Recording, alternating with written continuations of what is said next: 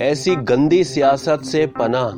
کسی سیاسی رہنما سے یہ کیسی محبت ہے کہ اگر وہ سیاسی رہنما ٹھیک یا غلط یہ سمجھتا ہے کہ اس کے ساتھ زیادتی ہوئی تو اس کے ووٹر سپورٹر پاکستانی پاسپورٹ جلا دیں، پاکستان کے سبز ہلالی پرچم کی بے حرمتی کریں اور فوج کے سربراہ کے خلاف سوشل میڈیا پر مہم چلائیں اور مطالبہ کریں کہ جو کچھ ان کا رہنما مانگ رہا ہے وہ دیں، ورنہ یہی کچھ ہوتا رہے گا.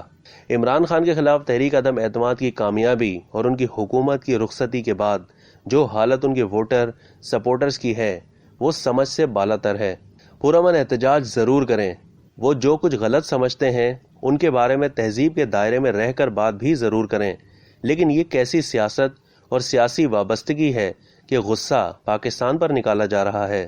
پاسپورٹ اور قومی پرچم کی بے حرمتی جیسی حرکت بے شرمی اور بغیرتی کے زمرے میں آتی ہے جس کی سب کو مذمت کرنی چاہیے. ایسی حرکتوں پر عمران خان کو خود اور ان کے پارٹی رہنماؤں کو فوری اور سخت نوٹس لینا چاہیے تھا. اس کے ساتھ ساتھ پی ٹی آئی کے سوشل میڈیا کی طرف سے فوج کے سربراہ کے خلاف انتہائی غلیظ مہم اس لیے چلائی گئی کہ فوج نیوٹرل کیوں تھی، فوج نے عدم اعتماد کی تحریک میں عمران خان کا ساتھ کیوں نہیں دیا، اور یہ بھی کہ افواج پاکستان کے سربراہان نے نئے وزیر اعظم شہباز شریف کی تقریب حلف برداری میں شرکت کیوں کی. فوج اور جنرل باجوہ کے خلاف پی ٹی آئی کے مظاہروں میں نعرے بازی بھی کی گئی.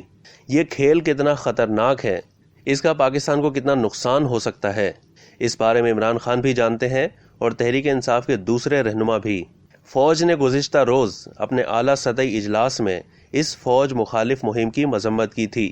ایک اعلیٰ عسکری ذرائع نے مجھے بتایا کہ ان کے پاس سب ثبوت موجود ہیں کہ یہ مہم کیسے شروع ہوئی، کس کس نے کیا کردار ادا کیا، لیکن اس موقع پر وہ اس بارے میں حقائق عوام کے سامنے نہیں لانا چاہتے.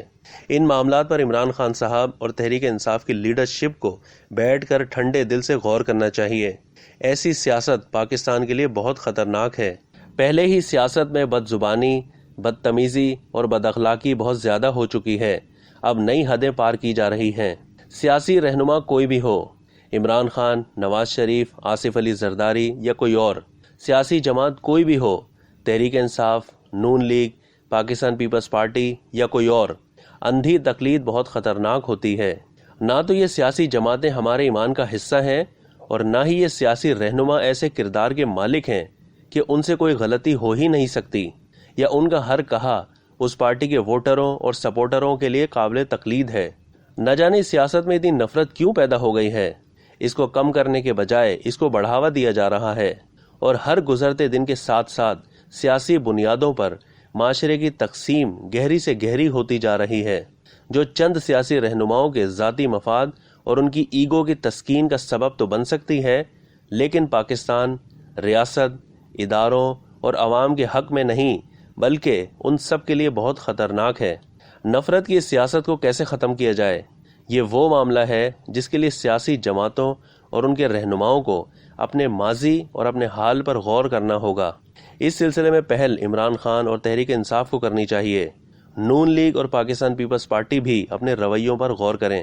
پی ٹی آئی اور نون لیگ کی سوشل میڈیا ٹیمیں گالم گلوچ، بدتمیزی، بد تہذیبی اور مخالفین یا تنقید کرنے والوں پر کیچڑ اچھالنے، جھوٹے الزامات لگانے کا بڑا ذریعہ ہیں.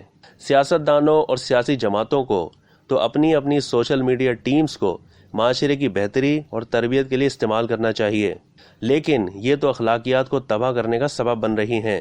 عمران خان کے خلاف عدم اعتماد کی تحریک کا میں کچھ وجوہات کی وجہ سے مخالف تھا، جس کی بنیاد پر نون لیگ کی سوشل میڈیا ٹیم نے میرے خلاف قابل اعتراض مہم چلائی. جن اکاؤنٹ سے مجھے برا بھلا کہا گیا ان میں سے بہت سو کو مریم نواز خود فالو کرتی ہیں. جب میں نے what's app, J I T اور رانا شمیم کے حلفیہ بیان پر خبریں دیں تو P T I social media والے مجھے برا بھلا کہتے رہے. اگر یہ سیاست ہے تو ایسی سیاست عمران خان اور مریم نواز کو ہی مبارک ہو. اب تک کے لیے اتنا ہی. مزید معلومات کے لیے ڈیلی جنگ کے یوٹیوب چینل کو سبسکرائب کرنا نہ بھولیے اور فیس بک کے پیج کو بھی لائک کرنا نہ بھولیے.